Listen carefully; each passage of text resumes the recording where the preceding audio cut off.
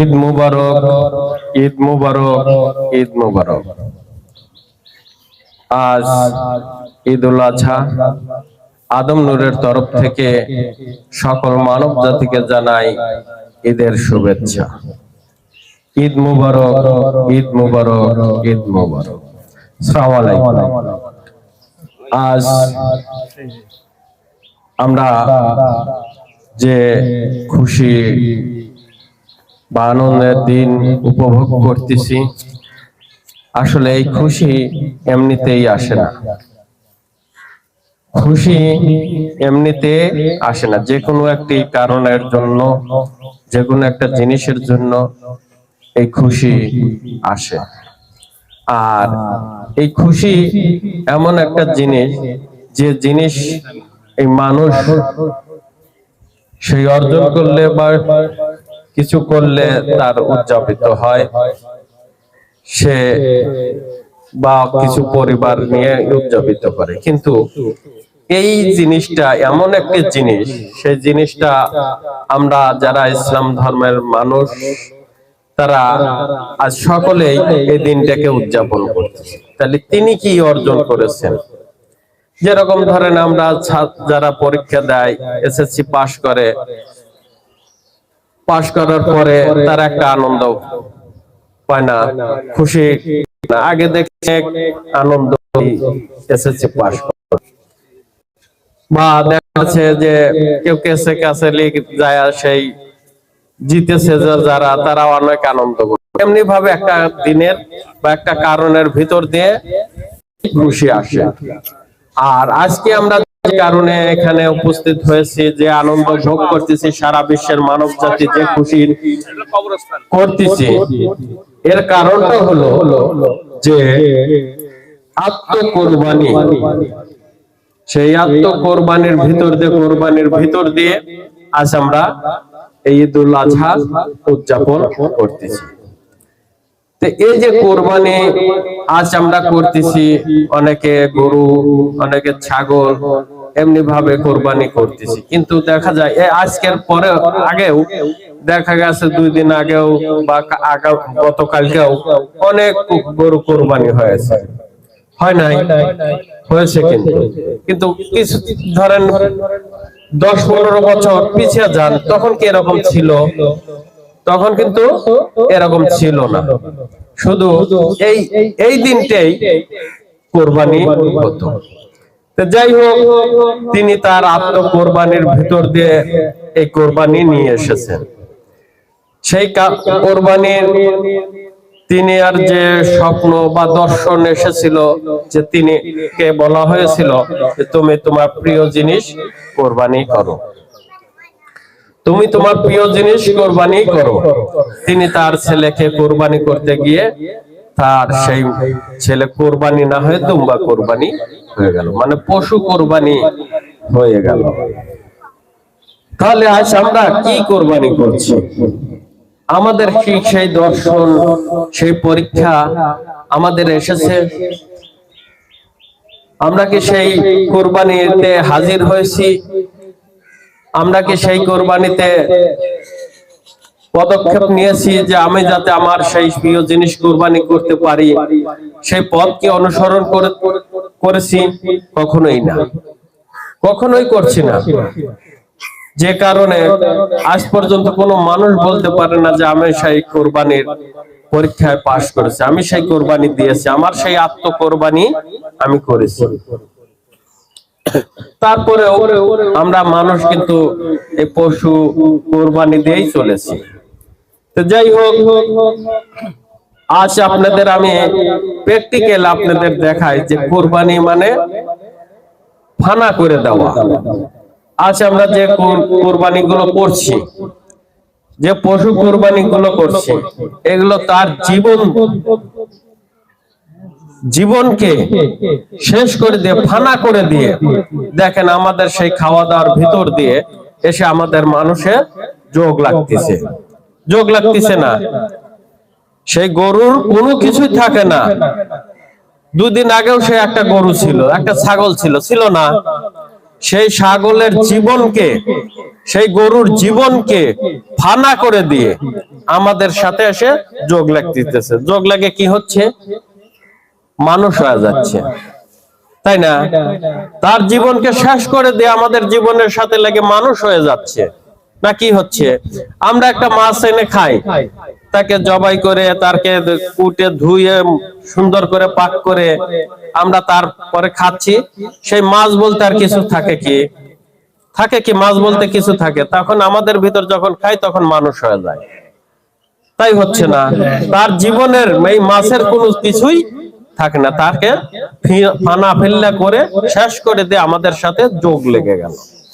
ঠিক তেমনি ভাবে মুর্শিদ আমির আলী আত্মসত্তায় বিলাইতে আদম নুরি, আমরা যারা সেই হিদায়াত গ্রহণ করছি প্রত্যেকটা মানুষকে দেখেন এরকম করে দিয়েছেন।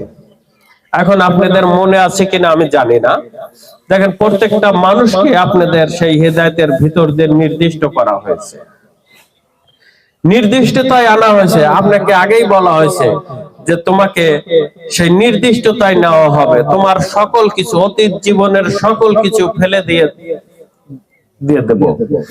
তোমার অতীত বলতেও তোমার কোনো কিছু বলতেই থাকবে না, তোমার এখনো নাই পরেও নাই।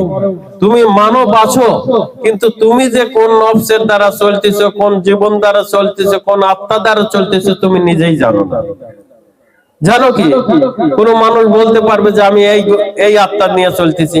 সকল কিছুই তোমার ভিতরে আছে, সকল নবী রাসূল সকল কিছুই তোমার ভিতরে আছে, কিন্তু তুমি বলতে কিছু নাই।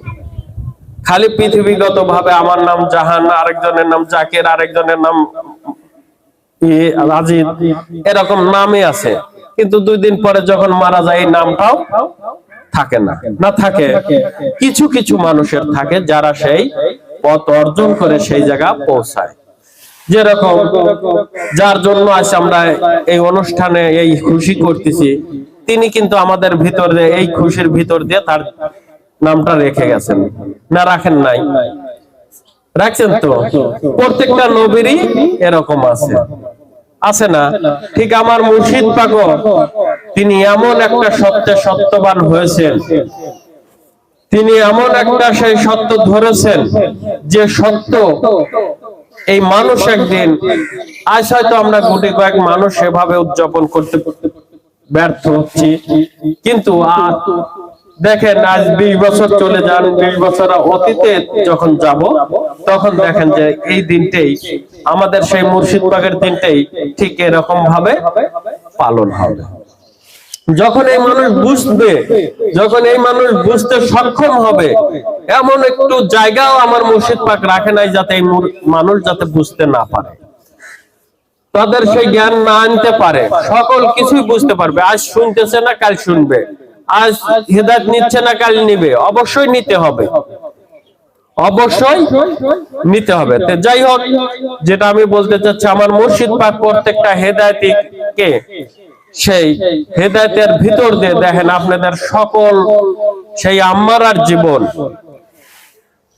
সেই সৃষ্টির জীবন কুরবানি করে বাতিল করে আপনাদের সেই মুতমাইনের জীবনে বা আল্লাহর নূর বা আদম নূর যে থাকে এই মানুষে, সেই নূরের উপর নির্দিষ্ট করেছেন। করেছেন কিনা? করেছেন তো।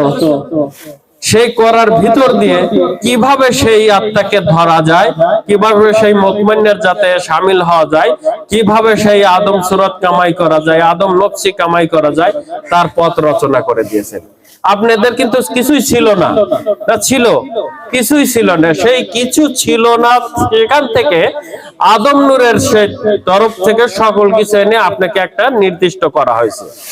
আপনি যদি এই জীবনকে ধরতে পারেন, আপনার সেই অতীত, সেই যেরকম বললাম যে আম খাই, জাম খাই, সবকিছু খাই, কিন্তু আম বলতে আমার ভিতরে কিছু নাই, না আছে? আম বলতে কিছু থাকে, মাছ বলতে কিছু থাকে, যে গরু খাবো, গরু বলতে কিছু থাকবে, কিছুই থাকবে না। সকলেই মানবে পরিণত হবে, তার বলতে কোনো কিছুই থাকবে না। ঠিক তেমনি ভাবে আমাদের ভিতর যত নফসি আছে, যত নবতী নফসি আছে, আম্মারার নফসি আছে, এদেরকে সকল কিছুকে সেই ফানার ভিতর দিয়ে আমরা যদি সেই মুতমাইনের জীবনে লাগতে পারি, মুতমাইনের জীবন কামাই করতে পারি, ঠিক এই মানুষটাই হবে সেই জান্নাতি মানুষ।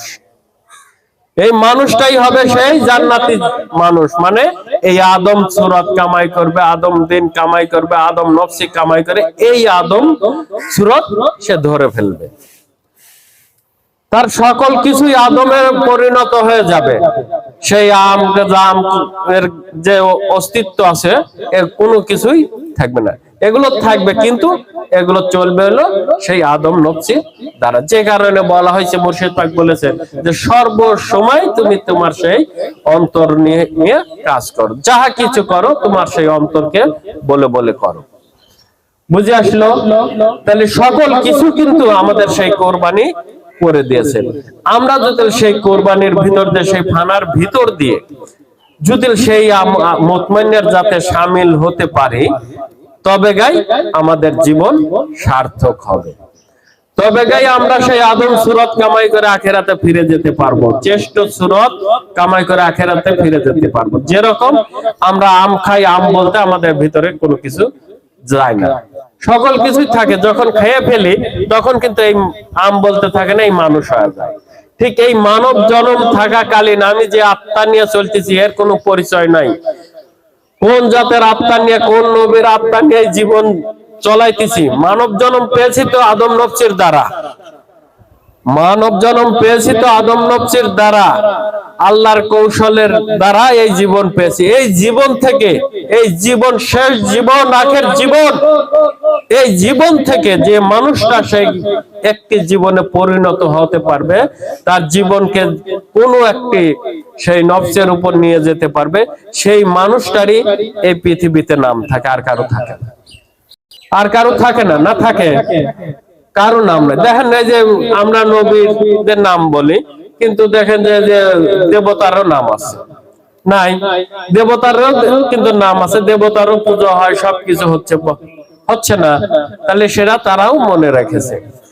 ঠিক তেমনি ভাবে আমরা যদি এই পৃথিবীর থেকে সেই আদম জাতের জাতি হতে পারি, আমরা যদি সেই আদম নফসি কামাই করতে পারি, তাহলে ঠিক আদম নূরের মুর্শিদের সাথে আমাদেরও নাম থাকবে। থাকবে কিনা? যেরকম নবীদের সাহাবেদের নাম আছে না, যারা ভালো করছে তাদের নাম আছে, যারা খারাপ করছে তাদেরও নাম আছে, আছে না? তাদেরকে ঘৃণা করতেছে যারা খারাপ করছে, নবীর সাথে খারাপ করছে, অন্যায় অপরাধ নবীর সাথে করছে, তাদের নাম করতেছে ঠিকই কিন্তু ঘৃণার সহিত। আর যারা সেই নবীর সাথে পাশে থাকছে, নবীর সাথে একসাথে কাজ করছে, এক কাঁধে সে যুদ্ধ করছে, তাদের নামগুলো কিভাবে করছে? তাদের নামগুলো কিভাবে করছে?